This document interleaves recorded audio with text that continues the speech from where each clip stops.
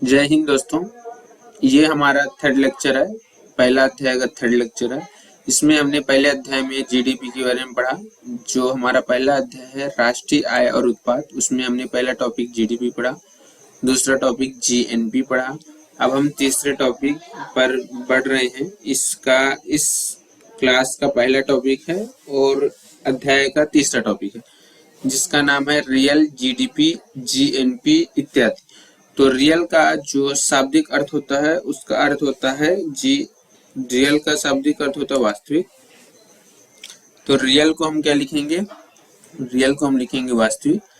तो इसकी आप परिभाषा लिखेंगे तो क्या लिखेंगे कि यदि जीडीपी, जीएनपी आदि को स्थिर मूल्य पर निकाला जाता है तो उसके आगे वास्तविक शब्द का प्रयोग किया जाता है। इसमें जो मुख्य है वो क्या है? स्थिर मूल्य पर। ठीक है, तो स्थिर मूल्य का मतलब क्या होता है? एक आधार वर्ष।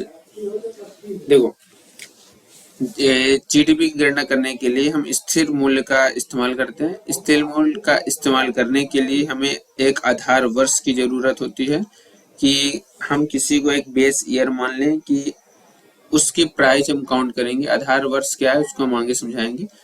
तो समझ लिए कि आधार वर्ष का प्रयोग किस लिए किया जाता है? ताकि जो मूल्य है वो उनको स्थिर किया जा सके। क्योंकि देखो, दिन प्रतिदिन महंगाई बढ़ती जा रही है लेकिन उत्पादन हमारा कम होता जा रहा है। अगर हम चालू कीमत पर जीडीपी की गणना करेंगे तो वो जो होगी वो जीडीपी हमारी बहुत दिखेगी। इसलिए जीडीपी को रियल दिखाने के लिए एक आधार वर्ष की गणना कर ली जाती है, एक आधार वर्ष का मान लिया जाता है। तो जो हमारा अभी का आधार वर्ष है वो है 11-12 को अभी हम आधार वर्ष मानते हैं जीडीपी की गणना करने के लिए। ठीक, और ये कब से शुरू हुआ? 2015 से। तो 2015 को हमने 2011-12 को बेस ईयर अपना मान लिया है। आधार वर्ष का प्रयोग क्यों करते हैं? क्योंकि मूल्यों को स्थिर किया जा सके। और इसकी अवधारणा क्यों आई? क्योंकि उत्पादन की स्थिति की वास्तविकता को दिखाती है। मतलब देखो क्या है कि उत्पादन कम होता है, महंगाई बढ़ती है।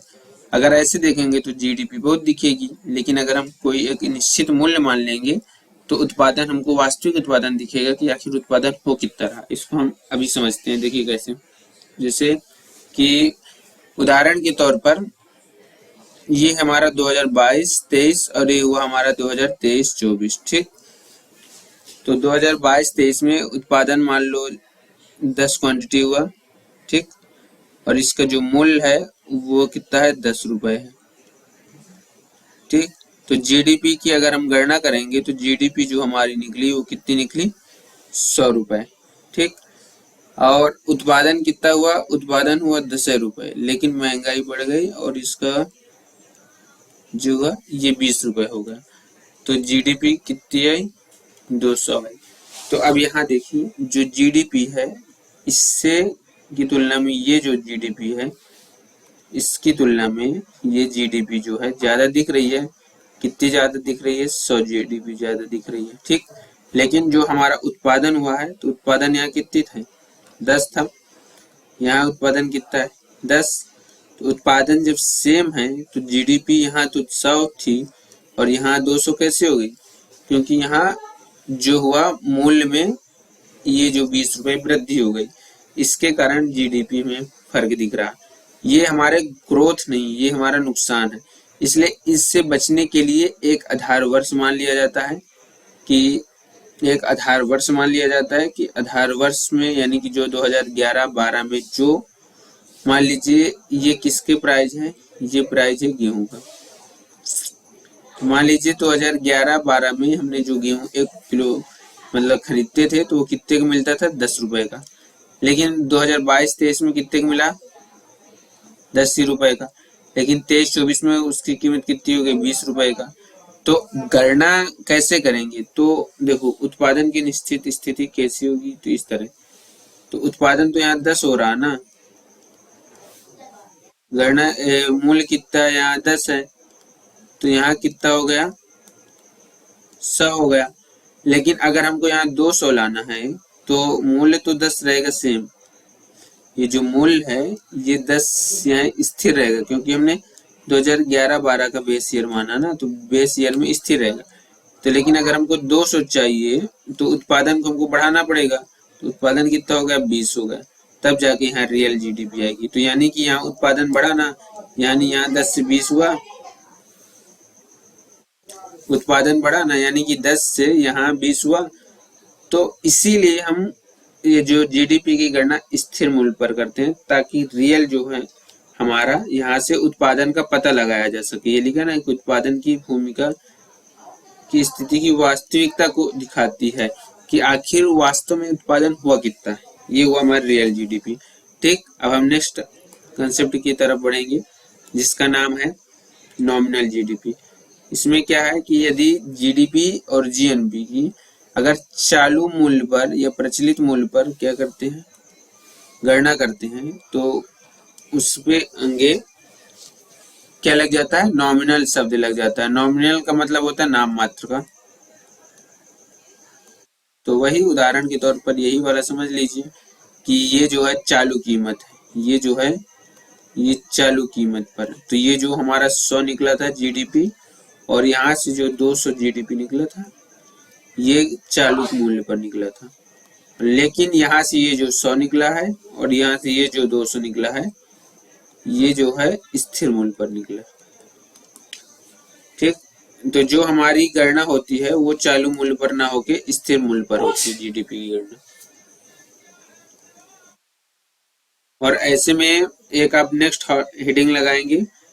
ठीक, तो ये हुआ हमारा नॉमिनल जीडीपी, ये खत्म और ये खत्म, और ये हम आशा करते हैं कि आपको ये समझ में आ जाएगा। आप नेक्स्ट हेडिंग लगाएंगे इस टॉपिक का, जिसका नाम है कीन्स का अर्थशास्त्र। कीन्स का जो है अर्थशास्त्र। ठीक, तो ये आपकी नेक्स्ट हेडिंग है, कीन्स का अर्थशास्त्र। तो इसको आप समझते हैं, क्योंकि ये प्री की दृष्टि से मोस्ट है, और इकोनॉमिक्स अगर आपको समझना है तो इस टॉपिक को आपको समझना होगा। तो देश का जीडीपी और रोजगार समग्र मांग पर निर्भर करते हैं। तो कीन्स कहते हैं कि किसी भी देश का अगर जीडीपी है और रोजगार है, वो समग्र मांग पर निर्भर करते हैं। समग्र मांग को इंग्लिश में कहते हैं एग्रीगेट डिमांड, यानी कि इसका ए ले लिए और इसका डी ले लिए। ठीक, तो यहाँ ए डी लिख दिए। तो समग्र मांग की जो संरचना होती है वो निम्न प्रकार से होती है, यानी कि ए डी बराबर सी प्लस आई प्लस जी प्लस एक्स माइनस एम। अभी आप कह रहे होंगे कि ये ए डी क्या है, तो ए डी तो ये है एग्रीगेट डिमांड। सी क्या है, इसको हम आगे बताएंगे। आई क्या, इसको भी आगे बताएंगे। जी आई आगे बताएंगे, एक्स आगे बताएंगे, और एम आगे बताएंगे। ठीक, अब किसी देश का जो जीडीपी है और जो रोजगार है वो समग्र मांग पर कैसे निर्भर करता है। तो देखो, अगर मांग होगी तो रोजगार बढ़ेगा, अगर रोजगार बढ़ेगा तो हमारे देश की जीडीपी बढ़ेगी। अगर कहीं मांग ही नहीं होगी, अगर मान लो कि मोबाइल की मांग नहीं है तो मोबाइल कंपनी नहीं खुलेगी। जब मोबाइल कंपनी नहीं खुलेगी तो उसका रोजगार मतलब कि वहाँ एम्प्लॉयमेंट जनरेट नहीं होगा। जब एम्प्लॉयमेंट जनरेट नहीं होगा तो वो पैसा कैसे कमाएंगे। जब पैसे ही नहीं कमाएंगे देश की पब्लिक, तो जीडीपी में कैसे वो देगा, कंट्रीब्यूट करेगा। तो इसीलिए कहते हैं कि जो कीन्स कहते हैं कि जीडीपी और रोजगार समग्र मांग पर निर्भर, जितनी ज्यादा मांग होगी उतना ही ज्यादा उस देश की जीडीपी और उस देश का रोजगार होगा। जैसे देखो, अब यहाँ हम देखते हैं कि पहले एक एक करके देख लेते हैं। जैसे देखिए, यहाँ सी है, आई है, जी है। तो आप यहाँ हम एक एक करके बताएंगे कि सी क्या है, आई क्या है, जी क्या है, एक्स क्या है, एम क्या है। तो समझ लीजिए क्या है कि यहाँ पर हम पहले सी की बात करेंगे। सी का मतलब होता है कंजप्शन, यानी कि उपभोग। कंजप्शन यानी क्या होता है, उपभोग होता है। यानी कि उपभोग क्या है, सी मतलब होता है कंजप्शन। कंजप्शन यानी कि उपभोग। उपभोग का मतलब क्या होता है कि संतुष्टि प्राप्त करने के लिए किया गया खर्चा। यानी कि उपभोग जो होता है वो संतुष्टि प्राप्त करने के लिए किया गया खर्च होता है। यानी कि उपभोग के लिए कोई आवश्यक वस्तु जरूरी नहीं है। जैसे आप कार लिए या फिर कुछ बंगला बनाए या फिर कुछ और लिए, यानी कि आप अगर कुछ संतुष्टि प्राप्त करना चाहते हैं उसके लिए जो खर्चा करेंगे वो उपभोग कहलाएगा। केन्स कहते हैं कि एक न्यूनतम स्तर को छोड़कर उपभोग आय पर सकारात्मक रूप से निर्भर करता है। सकारात्मक रूप से निर्भर करता है मतलब ये कि जैसे जैसे आपकी आय बढ़ती जाएगी, देखो ये हुआ हमारा आय और ये हुआ हमारा उपभोग। तो केन्स कहते हैं कि केन्स क्या कहते हैं कि जो आय है हमारा न्यूनतम स्तर को छोड़कर उपभोग जो है वो आप आय पर सकारात्मक रूप से निर्भर करता है। तो देखो जैसे जैसे हमारी आय बढ़ती जाएगी वैसे वैसे हमारा उपभोग बढ़ता जाएगा। तो जैसे देखो यहाँ से आय कम थी, यहाँ y1 मतलब आय हमारी कम थी तो उपभोग भी यहाँ कम था, लेकिन यहाँ जिससे आय हमारी बढ़ी तो उपभोग भी हमारा यहाँ बढ़ा कि नहीं बढ़ा? उपभोग बढ़ा। जैसे ही हमारी आय देखिए ये कम थी यहाँ तो उपभोग कम हुआ, लेकिन जैसी आय बढ़ी तो यहाँ से उपभोग बढ़ा। यानी कि जैसे जैसे आय बढ़ती जाती है वैसे वैसे उपभोग हमारा बढ़ता जाता है। लेकिन ये बताइए कि लेकिन एक निश्चित समय के बाद जो देखो आय की तुलना में उपभोग कम बढ़ेगा क्योंकि उसमें बचत भी होगी ना। पूरा जैसे आप अगर आप 1000 रुपए कमाते हैं तो 1000 की जगह 1000 थोड़ी खर्च करेंगे, 900 खर्च कर देंगे तो 100 रुपए की सेविंग भी तो होगी। तो जो 100 रुपए की सेविंग होगी तो वही आय के हिसाब से जो उपभोग होगा वो कम होता जाए, कम होगा, उस तरह से नहीं घट बढ़ेगा। तो ये हुआ हमारा सी कंजप्शन। ये लिखा है कि उपभोग में परिवर्तन आय में परिवर्तन की तुलना में कम होता है क्योंकि लोग आय के एक भाग की बचत कर लेते हैं। ठीक, तो ये वाला हमारा टॉपिक खत्म। अब हम अगले टॉपिक में ये डिस्कस करेंगे, यानी कि अगली क्लास में किसके बारे में डिस्कस करेंगे, आई, जी, एक्स और यम, इसके बारे में हम अगली क्लास में डिस्कस करेंगे। तो अगर चैनल पर नए हैं तो चैनल को सब्सक्राइब कीजिएगा। चलिए मिलते हैं नेक्स्ट वीडियो में।